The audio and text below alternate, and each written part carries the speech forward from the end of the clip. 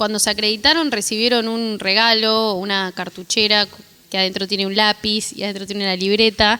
Nos gustaba como destacar en este espacio también que cada elemento que está ahí tiene un detalle que es más sustentable o que nos invita a un cuidado del ambiente, que era un mensaje que queríamos reforzar. Las cartucheras son hechas con silobolsa, o sea, rescatados del campo, que a veces se queman o a veces no tienen ningún tipo de utilidad. Ese silobolsa le da trabajo a personas porque las cartucheras están hechas en barrios vulnerables donde se enseña a las mujeres un oficio. El lápiz tiene atrás una semillita que si tienen huerta pueden probar si funciona y si no es una buena excusa para empezar a hacerla también. Funciona, yo lo probé y está buenísimo. Así que nada, reforzar ese mensaje y ojalá que les guste el regalo y que lo puedan usar y que también sepan que a veces los regalos vienen con una historia que contar y por eso la traemos en este espacio. No vamos a robar más tiempo. Gracias, Lola. Bueno, lo invito a Maximiliano Santos Torrado a acompañarnos. Maxi es ingeniero agrónomo de la Universidad Nacional de Luján, magíster en agronegocios y alimentos, Universidad Austral. Tiene especialización en agronegocios en la Universidad de Buenos Aires. Es especialista en manejo holístico OBI 21. A cargo de la gerencia general de la empresa Auspach Sociedad Anónima, miembro del grupo CREA Pergamino. Es asesor técnico y empresario en establecimiento agrícola ganadero en Huincarnanco.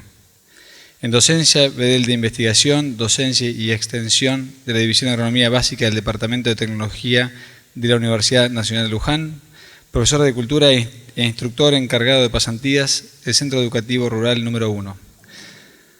Ayudante de segunda ad honorem en la disciplina Planeamiento del Sistema Agropecuario. El espacio de Maxi es Ambiente, Conocimiento y Acción.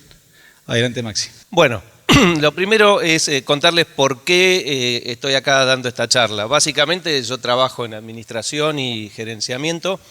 Y bueno, esto empezó como un ingeniero agrónomo que se recibió y que siempre trató de hacer las cosas lo mejor posible, lo mejor que le salieron. Y bueno, hablando con mis hijos a los 15, 16 años de ellos, bueno, ellos me comentaban que en la escuela por ahí le preguntaban por lo que hacía su papá en el campo, si estaba bien, si estaba mal, si las vacas estaban emitiendo mucho metano, si las aplicaciones y demás. Bueno, eso me llevó a tratar de aprender, investigar y aplicar conocimientos sobre estos temas. Me llevó a hacer la especialización en manejo holístico, a leer mucho y bueno, y ahora estoy acá tratando de compartir ese conocimiento y medianamente esa experiencia. Uno puede pensar, bueno, que son cosas separadas, por ejemplo, se había hablado que se iba a hablar de ganadería regenerativa, de desarrollo sostenible, y bueno, la idea mía es algo más integrador. Yo creo que toda la sociedad se tiene que plantear hacia dónde vamos y también como que ya el criterio de sostenible como que es un criterio que nos va quedando viejo, porque ya es mucho el impacto que hemos generado en el ambiente y tenemos que ponernos como objetivo regenerar mucho de lo que ya perdimos. Ya creo que si nada más sostenemos, estamos perdidos. Antes de meterme a fondo con el ambiente, quería mencionar un par de conceptos teóricos que nos van a ayudar a interpretar algunas cuestiones de la realidad. Uno es el concepto de cisne negro, que lo desarrolla Nassim Taleb, que es un libanés, y tiene que ver con hechos que son de muy baja probabilidad que sucedan, cosas que difícilmente uno puede esperar que sucedan, pero que son, cuando suceden, muy influyentes, cambian todos los escenarios. Se pensaba que no había cisnes negros y bueno, hasta que un día se encontraron que había, pero nadie se lo esperaba. Entonces, el cisne negro es poco probable, pero de altísimo impacto y cambia todo. Y ejemplos son el inicio de la Primera Guerra Mundial. Se mató un asesinato del archiduque heredero del trono de Austria-Hungría, un asesinato de un serbio y se le declaró la guerra a Serbia y Rusia defendió a Serbia y con Rusia se puso Inglaterra y con Austria-Hungría se puso Alemania y terminamos la Primera Guerra Mundial. El atentado a las Torres Gemelas. No era esperable un atentado con aviones en Nueva York y sucedió. Y después de eso cambió todo. La caída de la Unión Soviética y bueno, ahora la invasión total de Rusia a Ucrania que también todos pensaban que eran escaramuzas, que podía haber alguna cuestión de anexar territorio, pero bueno, lo que se propuso Putin fue una invasión total. No sabemos cómo va a terminar. Eso es un cisne negro, pero es un hecho muy inesperado que cambia todo. Pero hay otro concepto que es el rinoceronte gris. Todos sabemos que los rinocerontes son grises. Algunos los llaman blancos, a otros negros, pero en realidad son todos grises. ¿Y de qué se trata el rinoceronte gris? Se trata de hechos de altísima probabilidad de que sucedan, pero nadie sabe cuándo se va a encontrar un rinoceronte en su vida. Entonces, sabemos que existen, sabemos que van a pasar, pero no sabemos cuándo. Y acá tenemos ejemplos. Bueno, y lo que hacemos es elegir vivir como que nunca van a suceder. Un caso es la epidemia de COVID-19. Los científicos hace rato que vienen anunciando que va a haber epidemias que van a ser globales y que van a causar muchos problemas. Pero nadie estaba preparado, nadie sabía que explotaba en China y por los aviones llegaba a todo el mundo. Otro ejemplo es la falla de San Andrés en California. Ahí hay una falla, dos placas tectónicas que confluyen y se sabe que va a haber un gran terremoto, pero se sigue construyendo y siguen viviendo millones de personas como si nunca fuera a suceder. Y por último, que es lo que nos compete un poco hoy de mi parte, es el cambio climático. Es algo que no es que va a suceder, es algo que está sucediendo, que todos lo saben y que todos seguimos actuando como si no estuviera sucediendo y nada supiéramos. ¿Y qué es lo que diferencia al rinoceronte gris del cisne negro? Es la responsabilidad, porque el cisne negro es inesperado, puede suceder o no. Cambia todo, pero no sabemos. Pero el rinoceronte gris va a suceder, existe, está ahí, y somos responsables de hacer algo antes que suceda para al menos estar preparado o tratar de evitarlo. Y el otro concepto que quería traer también es el concepto de la posverdad. ¿Qué es la posverdad? Es como una nueva palabra que habla de cuando uno tiene una convicción, una creencia, y busca todas las evidencias que confirman su creencia y descarta todas las que están en contra. Voy a dar ejemplos que puede ser el terraplanismo o el movimiento antivacunas. No hablo de la vacuna de COVID porque ahí hay mucho más para profundizar, pero sí vacunas como la de sarampión, tuberculosis, viruela, enfermedades que tuvo la humanidad toda su vida y que gracias a las vacunas fueron eliminadas o prácticamente reducidas a cero. Y hay gente que no solo lo niega, sino que hace activismo en pos de negar eso. Y entonces se contrapone a lo que es el método científico. No tiene nada, no es que un conocimiento es posverdad y otro conocimiento es científico per se. Tiene que ver con la forma que lo abordamos. El método científico, frente a un paradigma, frente a una hipótesis, no es que busca necesariamente confirmarla, al contrario, busca contrastarla con un montón de hechos y cuando un hecho no verifica la hipótesis cae, a lo mejor se renueva por otra, a lo mejor surge un nuevo paradigma, pero cuando cae una hipótesis y se renueva por otra superadora, avanza la ciencia y así es como avanza. Y no buscando solo evidencia de lo que yo pienso y descartando todo lo que puede negar mis convicciones. Entonces, el hecho del rinoceronte gris y la posverdad me parecen muy importantes para el tema que estamos hablando. Y el tema que estamos hablando es el calentamiento global. Y yo lo que les voy a traer son algunos hechos, datos, como para pararnos arriba de eso y no de opiniones, digamos, ¿no? Esto, bueno, yo no sé si se llega a ver, esto es evolución de niveles de dióxido de carbono en el tiempo desde 800.000 años para atrás, datando aire que fue liberando en hielos, lo que se llaman los hielos eternos, y ahí se midió dióxido de carbono. ¿Por qué? Porque hay gente que dice, bueno, siempre varió el dióxido de carbono en la atmósfera, no es algo nuevo. Bueno, pero las variaciones desde 800.000 años hacia atrás nunca pasaron de las 200, 300 partes por millón. Desde 1960 para acá nosotros estamos arriba de 400 partes por millón, niveles que nunca tuvo el planeta. Y lo más interesante de esto, además de que el nivel es inédito para el planeta, es la fuente. La fuente es la NASA, no es el Partido Comunista Chino, ni son los rusos, ni nadie que no respetemos o que quiera estar en contra del modelo capitalista, es la NASA. Otra evidencia, en este gráfico, que no sé si todos llegan a ver, se ve que en 1960 la tasa era de 0,7 partes por millón por año que crecía la concentración de dióxido de carbono. Y hoy crece a 2 partes por millón por año. O sea que de 1960 para acá, no solo seguimos acumulando dióxido de carbono, sino que cada vez lo hacemos más rápido. Que todas las cumbres de Kioto y todo lo que hemos hecho y todo lo que hemos hablado no ha servido absolutamente para nada porque lo estamos haciendo más rápido que antes. Así que ese es otro tema. O sea, no es que seguimos acumulando peor que antes. Y esto es la fuente de la Organización Meteorológica Mundial. Esto es otra forma de ver lo mismo. Se ve que la pendiente de la curva se va poniendo vertical, lo cual demuestra que sube la tasa. Esto es el Departamento de Comercio de Estados Unidos. No creo que esté sospechado de estar infiltrado por ninguna organización ni comunista, ni antimercado, ni anti nada. Otro dato, aumento del nivel del mar. De 1995 hasta hoy, 3,3 milímetros por año, aumento del nivel del mar. Entonces leemos en una revista ciudades que van a estar, que no van a estar. Bueno, esto lo vemos, de nuevo, la fuente es la NASA. Podemos, más allá de que haya científicos atrás, se supone que esta es la gente que está a favor del modelo.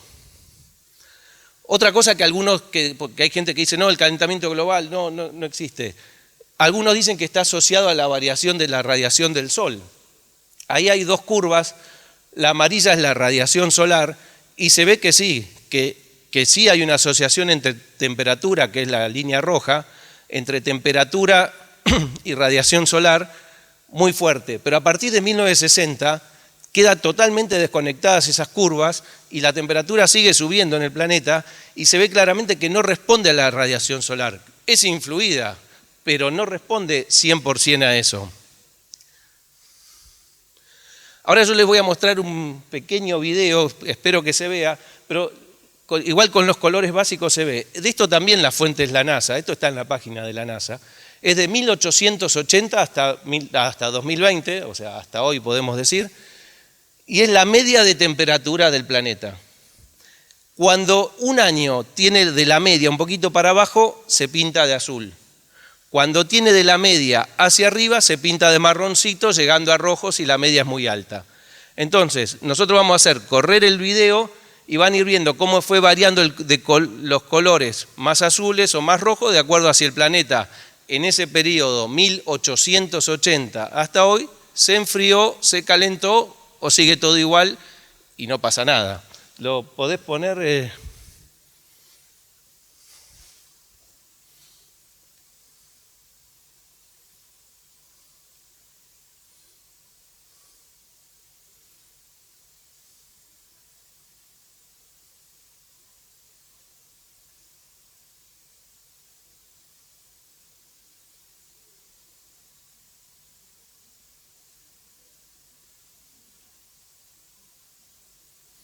2020. Estos son datos, no es que se me ocurrió a mí pintarlo esta mañana. Bueno, anomalías de temperatura, lo mismo, promedio de temperatura, 1900-2020. El cero, la línea media es el promedio, tenemos los años de 1900 a 1940, tomando el promedio de ese periodo, todos los años por debajo. 1940 a 1960 alterna, de 1960 en adelante prácticamente no hay año que no esté por encima del promedio. Mucha gente dice, no, esto pasa en el hemisferio norte, en Argentina no, estamos en el sur, rodeados de océano, no es un problema que nos tenga que inquietar tanto. Bueno, esto es la fuente es el Departamento también de Comercio de Estados Unidos. Esto es lo mismo para Argentina. La fuente ahí no se llega a ver, pero ahí está, esta es la página del Servicio Meteorológico Nacional. Si ahora vamos y entramos en la página, esto está, del periodo de 1960 creo que es, hasta hoy, lo mismo, el mismo patrón. Al principio del periodo, los años con temperaturas por debajo del promedio y los últimos 10, 15 años, todos por encima del promedio. En Argentina, el Servicio Meteorológico, que no creo que esté ni a favor ni en contra de demostrar si hay o no calentamiento global. Y bueno, ¿para qué vemos esto? Yo traté de traer hechos, digamos. No tengo la verdad revelada, pero son cosas que suceden. Y uno puede decir, bueno, ¿qué tenemos que ver nosotros? Yo estoy hablando como productor, no como docente, ¿no? Bueno, la agricultura y la ganadería son responsables más o menos del 24% de las emisiones de gases de efecto invernadero, y en particular la ganadería de más o menos la mitad. Más o menos la mitad ganadería, la mitad agricultura, del 24% de la torta esa. Bueno, acá tenemos, por ejemplo, si hay consenso sobre este tema o no, a nivel mundial ahora. Informe del Instituto para el Calentamiento Global, acá es un organismo de la ONU que confluyen todos científicos de todo el mundo. Bueno, acá lo que dice que el cambio climático va a causar está causando tormentas, inundaciones, sequías, incendios forestales. Y acá hay consenso. Esto es del grupo de WhatsApp del CREA nuestro, donde cuando salió ese informe yo levanté que lo decía Página 12, lo decía Clarín y lo decía el diario El País de España. De todas las vertientes ideológicas, todos coincidían en este tema. Bueno, aumento de catástrofes. En 2021 fueron 29% más que el año anterior. Por ahí puede ser demasiado, por ahí fue un año especialmente complejo, pero marca una tendencia. Bueno, lo que se espera, que es lo que dice el informe, sequías más frecuentes e intensas, pérdidas de cosechas, hambre, más huracanes y tormentas, inundaciones. Y acá tenemos casos concretos. El caso de los incendios en Australia hace unos años, el caso de los incendios en Corrientes hace meses.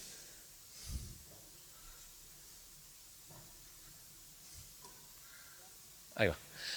En Australia, al año siguiente de los incendios en Australia, fueron las inundaciones más grandes en 50 años. Las inundaciones en Alemania. No significa que sean hechos que nunca pasaron, pero la frecuencia se va haciendo cada vez mayor.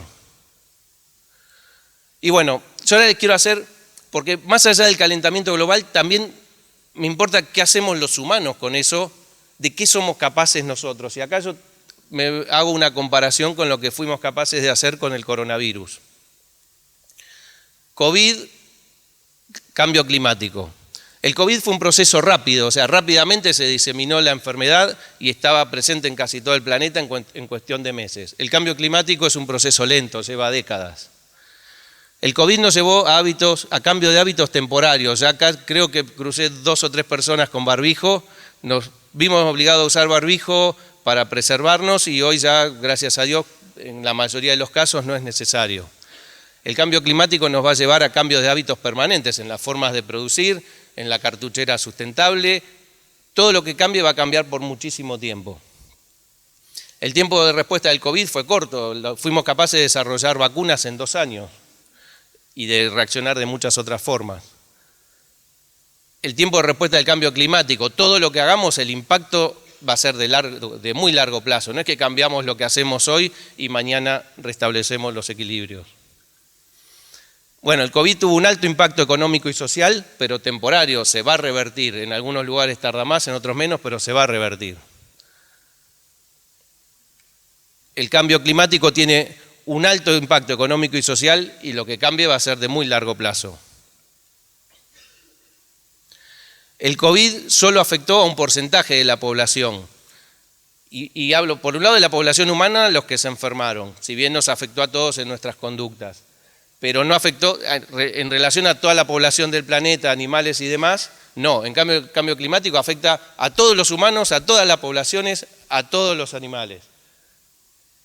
Y el COVID, a nivel de impacto ambiental, o fue neutro, incluso algunos en muchos aspectos dicen que fue positivo. Al bajar las emisiones, bajar la producción industrial, se midieron parámetros de mejora en parámetros ambientales, aunque temporarios, lógicamente. Y bueno, el impacto climático del cambio climático afecta a toda la vida del planeta. Y entonces, esta comparación, ¿a qué me lleva? A cosas que vivimos durante la pandemia. Se tomaron decisiones que priorizaron el bien común por encima de la economía y de los derechos individuales que le llevó a la humanidad tanto tiempo tomar. Que parece lógico priorizar el bien común. Pero se priorizó el bien común de acuerdo a lo que las autoridades le pareció que era el bien común.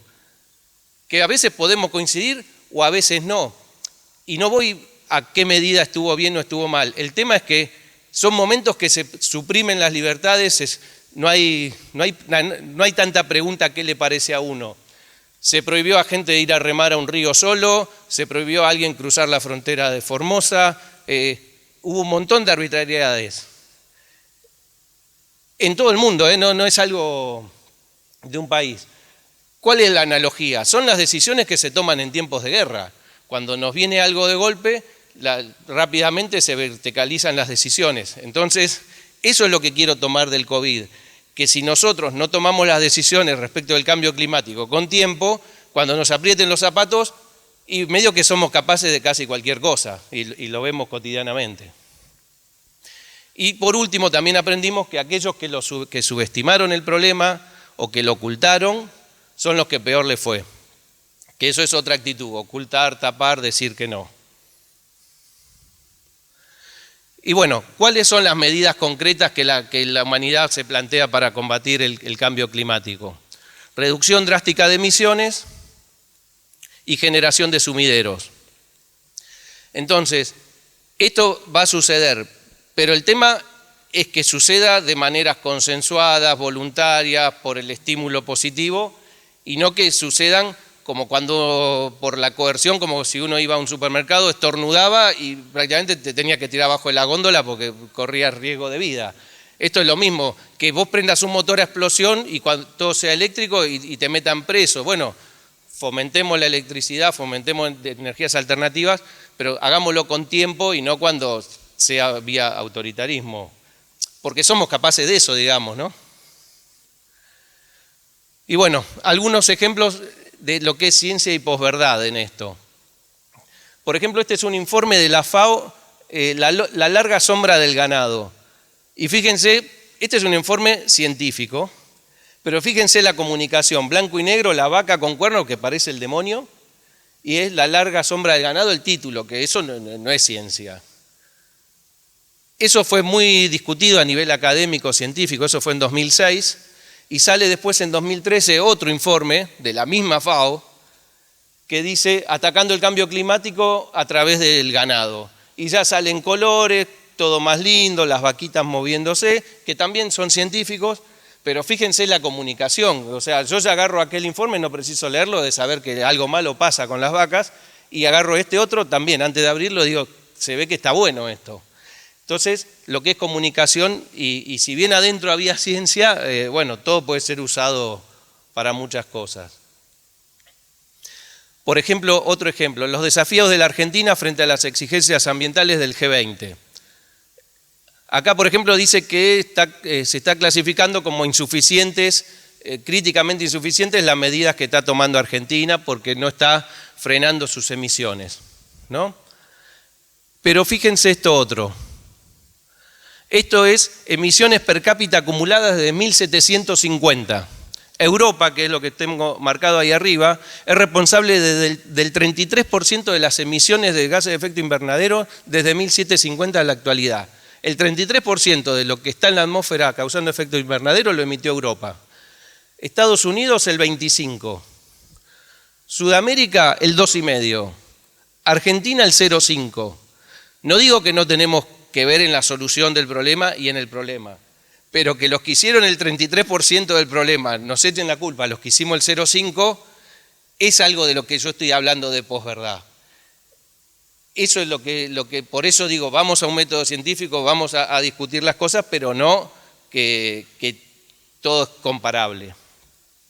Y bueno, finalmente, ¿qué podemos hacer nosotros para, desde el sector agropecuario, producir alimentos, conservar la naturaleza? Porque entendemos que hay posibilidades de hacer las cosas en pos de solucionar estos problemas.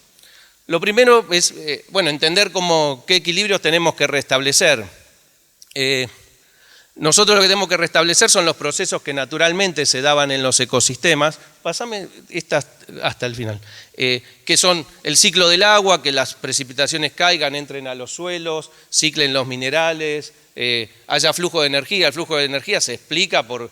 La única manera son especies verdes fotosintetizando, capturando carbono de la atmósfera y capturando energía solar.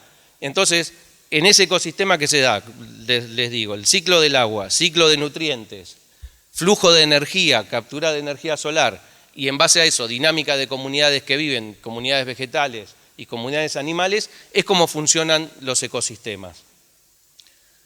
Eso en esos ambientes selváticos se da naturalmente y se da solo y es muy difícil disturbarlo, no siendo con una topadora y arrasando el sistema. Pero en la mayoría del planeta no hay humedad todo el año, hay un pulso húmedo y un pulso seco. ¿Y qué pasa? En el pulso seco se cortan todos esos procesos y eso pasaba en las grandes planicies americanas, en África, cuando vemos los documentales de Serengeti, de las grandes planicies, la región pampeana, y todas las grandes llanuras de pastizales tienen estaciones húmedas y estaciones secas. Y en las estaciones secas se cortan todos esos procesos. ¿Pero por qué seguían siendo viables esos sistemas de pastizales? Por lo que son las manadas de rumiantes. Porque en el rumen de la vaca, del ñu, de los bisontes en Norteamérica, es el único ambiente que está húmedo todo el año, que hay bacterias degradando celulosa, que es lo que compone los pastos, y ahí seguían los ciclos funcionando. Esas manadas disturbaban el suelo, permitían que germinen nuevas semillas y demás, y hacía que esos sistemas de pastizales sean viables. ¿Por qué se agrupaban las manadas? Esto, a ver, ponete el video, una leona, cebras. Esos rumiantes se agrupaban por los grandes predadores que los acechaban y como medida de protección se agrupaban. Sacados los grandes predadores, que fue una de las cosas que hizo el hombre primero, esas manadas se dispersaron y muchos sistemas de pastizales empezaron a no ser tan viables. ¿Cómo funcionaba entonces el ciclo, los procesos ecosistémicos en esos ambientes con estaciones secas? Había, la acumulación de humedad, acumulación de pasto, forraje acumulado que llega a la estación seca y se seca. Y pásame una, Pedro. Una alternativa que encontraron algunos es el fuego, pero todos sabemos que el fuego libera dióxido de carbono a la atmósfera, mata microfauna, oxida nutrientes, un montón de consecuencias negativas que hace que no sea una práctica recomendable. Pásame otra.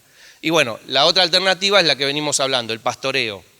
Nosotros con el pastoreo logramos, como se ve ahí, un mulch que tiene estiércol, que tiene bosta, que tiene orina de las vacas, o sea, incorporación de nutrientes, de nitrógeno. Ese mulch se moja y se empieza a degradar en contacto con el suelo y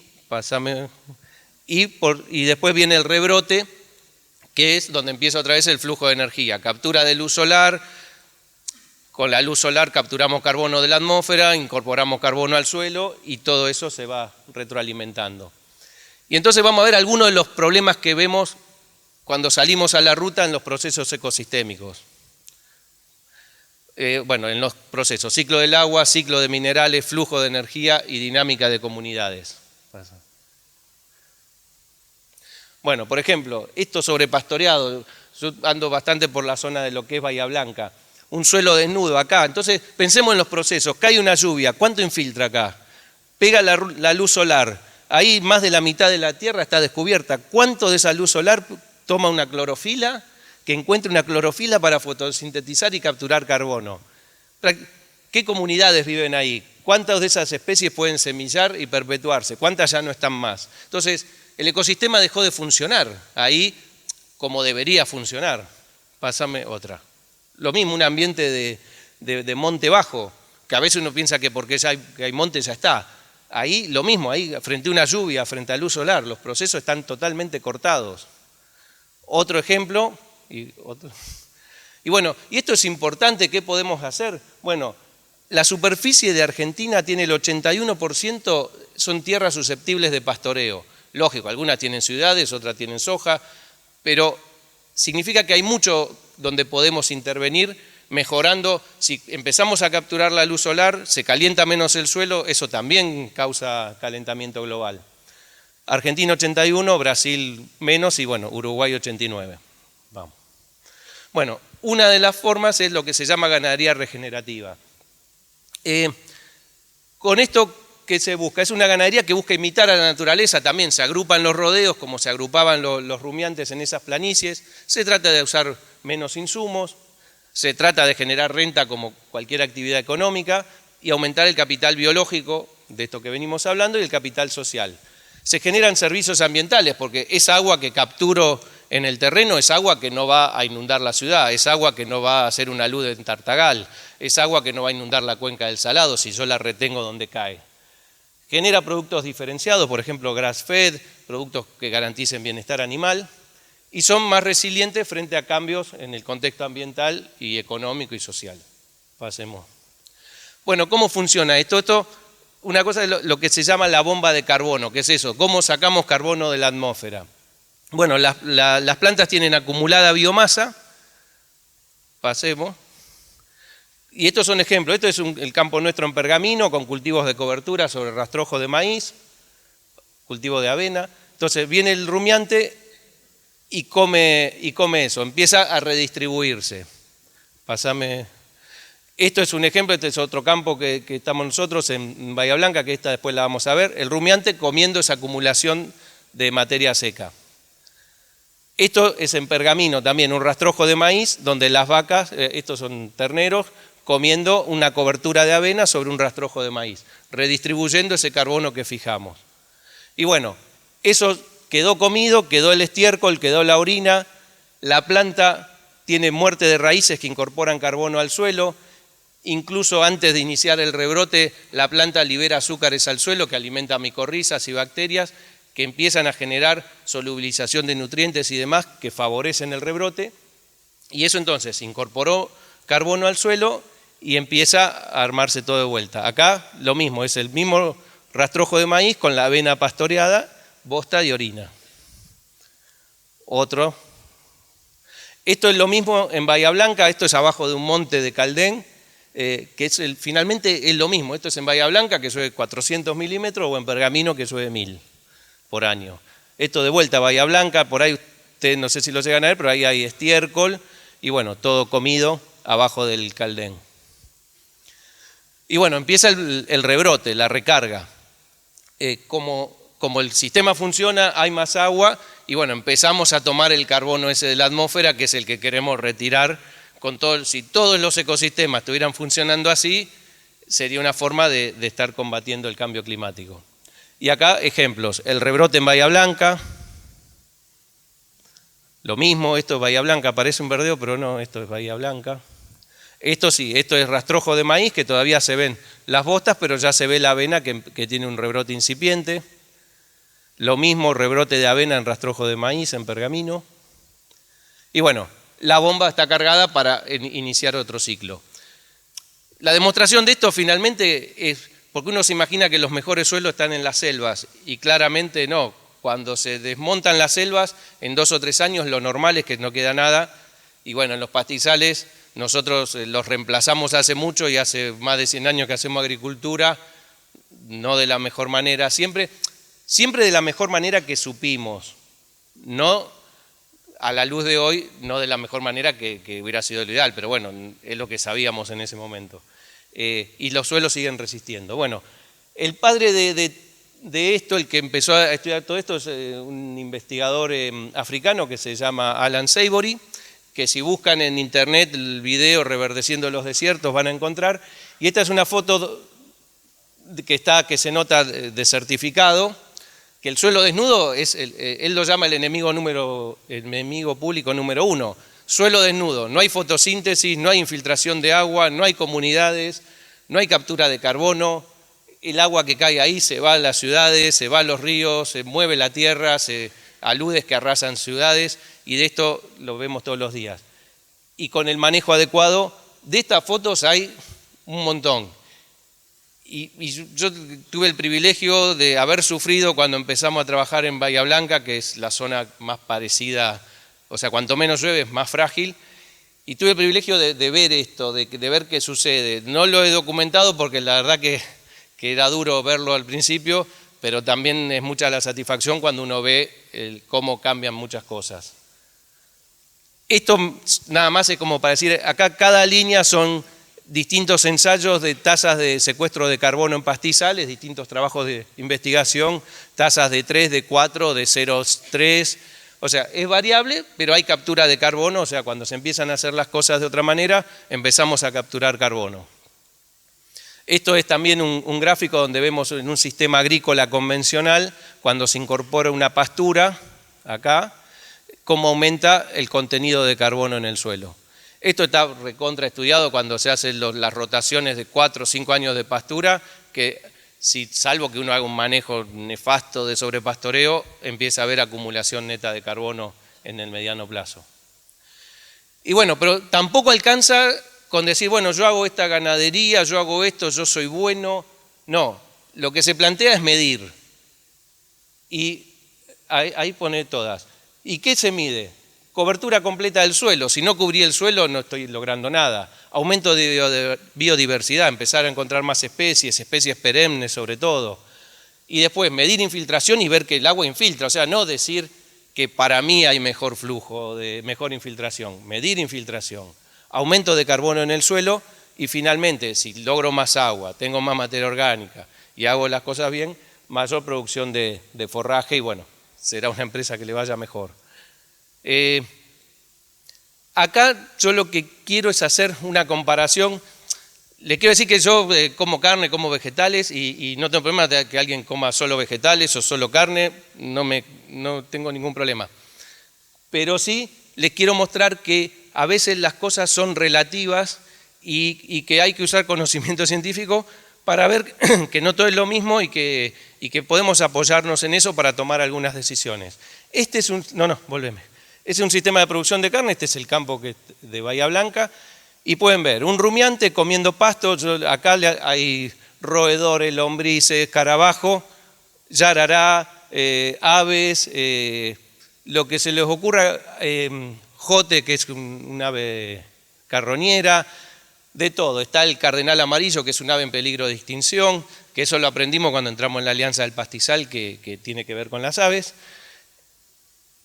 ¿A qué me refiero? Es un sistema ganadero biodiverso. Hay de todo. Hay un montón de animales, vegetales, microorganismos, hongos. Pasemos ahora. Esto es un sistema de producción vegetal. Este es el sistema predominante en región pampeana de barbecho largo o rastrojo de maíz, donde puede ser que este lote vaya a arveja. ¿Por qué digo arveja? Nosotros sembramos arveja. Casi todo lo que se habla de hamburguesa vegetal, la mayor materia prima es arveja. La mayoría de la arveja se produce en estos sistemas. Cuando hablamos de sufrimiento animal, los animales que vivían acá, cuando había pasturas y todo eso, ¿sufrieron o no sufrieron? Acá nos llevamos puesto un ecosistema entero. Si hablamos de sufrimiento animal, yo soy el primero que no quiere que sufra un animal en la faena, pero más sufrimiento animal que si me llevé puesto el ecosistema, no hay. Acá hay muerte de lombrices y todo, pasame una más. Ni hablar si dice laboreo, micorrizas, hongos, bacterias de suelo. La mortandad acá es masiva. Ni hablar de los ciclos, de los procesos ecosistémicos, dejémoslo.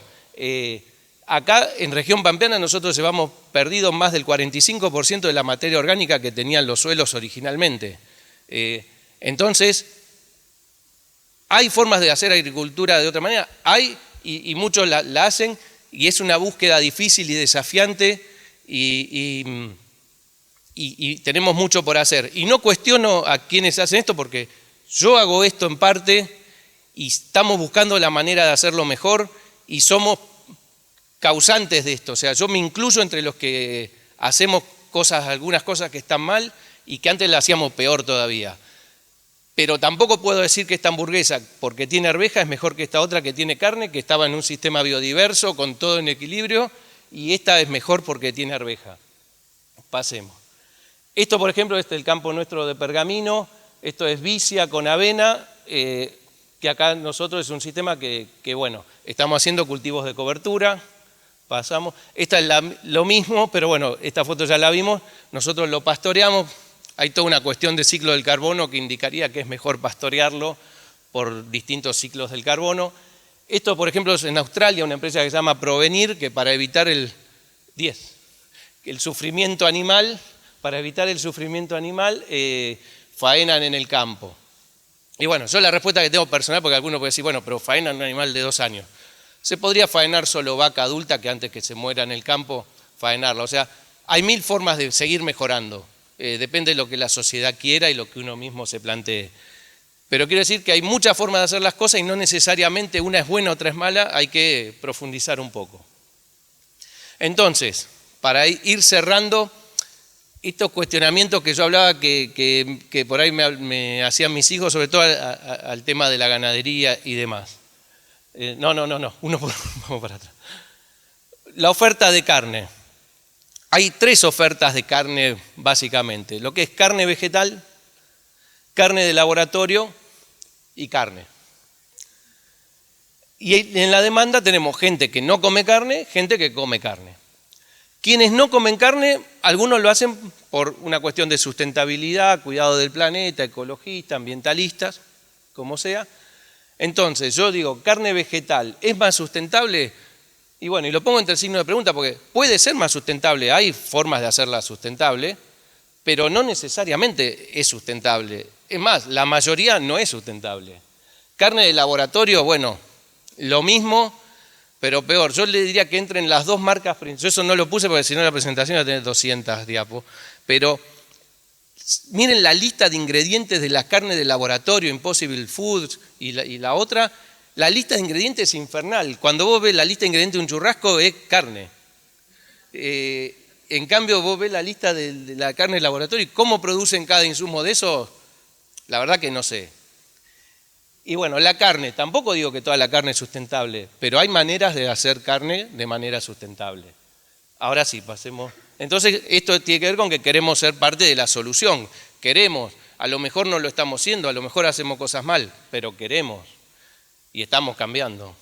Bueno, otros no comen carne por los derechos de los animales, pero acá yo digo, de todos los animales, no solamente la faena, porque todos esos roedores y aves que vivían en los pastizales pampeanos, que hoy no están más, como la loica pampeana, por ejemplo, eso también tenían derechos, no solamente la vaca que le pegaron un rebencazo, que no hay que pegarle el rebencazo, coincido, pero abramos un poco el panorama. Entonces, ¿la carne vegetal siempre respeta los derechos de todos los animales? No lo sé. No siempre, no lo sé, sí lo sé, no siempre. La carne de laboratorio, más el signo de pregunta tendría que ser más grande. Y bueno, el sistema de manejo holístico, yo siempre hablo que en ganadería extensiva, esas vacas que están pastoreando, viven igual que las vacas de hace 1000 años que estaban pastoreando. Están libres, están al aire libre, tienen sexo, tienen hijos. Tienen todo. Lo único que uno puede decir es lo de la faena joven, que podría ser, pero todo lo que se habla de sufrimiento animal, no digo que no existe, existe, pero se puede hacer bien y no hay que descalificarlo per se. Y por último, por salud. La carne vegetal entiendo que es saludable, tampoco soy un especialista. La de laboratorio entiendo que se puede hacer saludable, ¿por qué no? Pero la carne de vaca también. Y obvio que no creo que hay que comer carne todos los días, pero comer 2 veces por semana churrasco no creo que sea algo que esté mal por sí mismo.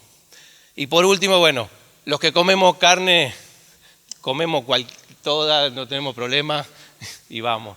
Entonces, lo importante es las formas de producir, las demandas del mercado, certificar procesos, o sea, hay cosas por hacer, pero no por prejuzgar, y esto tiene que ver con lo que hablábamos de la posverdad. Bueno, esto yo lo quiero hacer extensivo a que también en la agricultura tenemos mucha tarea por delante y es más difícil que en ganadería. La ganadería está mucho más cerca del sistema original de la naturaleza. La agricultura es más difícil. No es que somos peores los que hacemos la agricultura, es que el desafío es más grande. Pero bueno, se puede llegar a paisajes biodiversos y hay gente que lo hace y bueno, ahí vamos, coberturas, pastoreo de coberturas, rotaciones. Es una lucha y allá vamos, pero no es tan fácil. Ahí vamos, otra. Bueno, entonces yo ya medio cerrando, desarrollo sostenible y ganadería regenerativa, bueno sí, pero eso solo no. ¿Qué es lo que estamos haciendo? ¿Haciendo la agricultura sustentable? No es la agricultura sustentable, un poco por lo que les decía, ya no alcanza con si sostenemos lo que estamos haciendo, ya estamos yendo derecho al iceberg. Entonces nosotros tenemos que cambiar la manera que vemos el mundo, de interpretar los datos, de hacer las cosas y comunicar, tenemos que cambiar todo. Y bueno, yo pienso que es la hora de un desarrollo regenerativo, de que todos nos cuestionemos, nosotros los primeros, porque nosotros somos ambientalistas, porque nosotros estamos en el ambiente, estamos interviniendo, lo hemos hecho millones de veces mal, queremos hacerlo bien, algo estamos haciendo bien, algo vamos a hacer mañana mejor que ayer. Entonces es el momento de darse cuenta. Y bueno, los más radicales dicen que no tenemos mucho tiempo para revertir los procesos. Yo no lo sé porque tampoco estoy tan especializado, pero aparentemente no hay mucho tiempo. Entonces es la hora de que todos nos ocupemos de esto. Es ahora, creo que tenemos que cuestionar todo, incluso yo digo cuestionar a los revolucionarios, porque toda revolución, no hay nada más reaccionario y más autoritario que una revolución que gana. Entonces yo en el camino no quiero perder las libertades y la democracia ni nada. Yo quiero cambiar todo lo que hay que cambiar, pero quiero preservar que seamos libres, que podamos salir a la noche, que podamos... Lógico, si un día hay que quedarse en casa, nos quedamos también, pero que lleguemos a acuerdos con tiempo y no por las malas a último momento. Es tiempo de aprenderlo y bueno, lógico, ponerlo en práctica. Si yo estoy acá no es porque lo cuestioné, sino porque los compañeros del CREA, productores, vieron que medianamente estamos tratando de hacerlo en el campo, digamos. Ustedes no lo ven, pero ellos fueron con nosotros al campo a ver lo que hacíamos bien y lo que hacíamos mal. Usando métodos científicos, éticos, pensar, diseñar, concretar. Bueno, es nuestra responsabilidad, que esto tiene que ver con lo del rinoceronte gris, el cambio climático viene, el impacto ambiental que generamos es para 3 planetas Tierra por lo menos, es nuestra responsabilidad. Bueno, yo le agradezco al CREA Los Horneros que también lo tomaron así, que están trabajando con todas estas cosas. Les quería agradecer. También como sé que algunos temas que toqué son controvertidos, no era la idea mía juzgar a nadie, hay espacio para todos, le pido disculpas y bueno, nunca se rindan.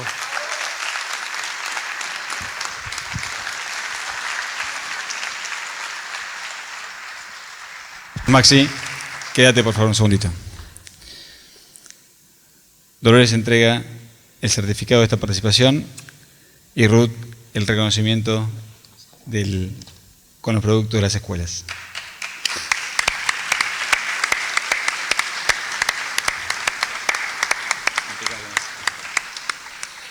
Bueno, muy bien. Ahora vamos a ir a un corte que vamos a ir a almorzar, pero antes queríamos repasar un poco las coordenadas de lo que va a pasar después. La idea es que a la tarde tengamos sesiones de conversaciones donde vamos a poder profundizar, poner en práctica, cuestionarnos, intercambiar sobre los temas que estuvimos viendo, y ahora Fer nos va a contar qué hacemos después del almuerzo para encontrar estos talleres. Seguimos con las conversaciones después del almuerzo. Les voy a dar alguna coordenada como para que encuentren la sala directamente al regresar y ganemos tiempo, que después se va a redundar en terminar más temprano.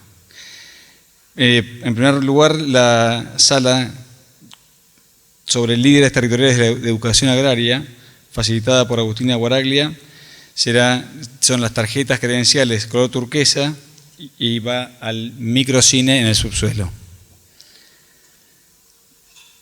3 preguntas para orientar la transformación con Bernardo Blechmar. Va al auditorio, que es el último piso, con las credenciales de color verde. Van a estar estos mismos carteles en la entrada de las salas. Y por último, integrar el ambiente de la escuela con Federico Fritz, color rojo, va también al subsuelo, a la sala Domine. En lo posible, luego del almuerzo, lleguemos directamente a las salas de conversación para terminar con la última presentación en esta sala al final. Muchas gracias. Auspician las sesiones de conversación Rato Hermanos, así que sigan disfrutando.